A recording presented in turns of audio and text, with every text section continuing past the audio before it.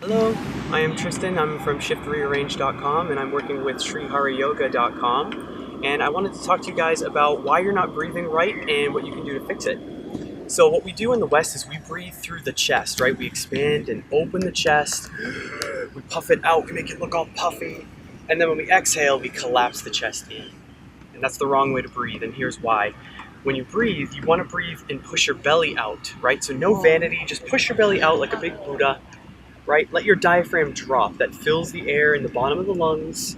And then when you're also breathing, you want to continue, you want to expand the rib cage and expand the chest. So the chest expands last. Let the belly drop, then breathe into the rib cage, then breathe into the chest, always in and out through the nose.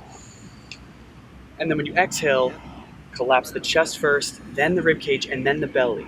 And we bring your belly button all the way into the back of the spine. So you're activating those inner core muscles. The transversus abdominis comes in, zips up. Your pelvic floor lifts up. And the muscle right here in the back pulls forward. That's how you want to breathe.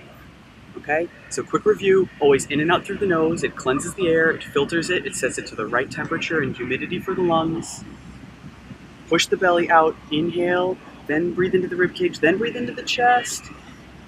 And then exhale, collapse the chest, then the rib cage, then the belly, bringing your belly button all the way into the back of the spine. Okay, that's the right way to breathe. Not chest first, belly first.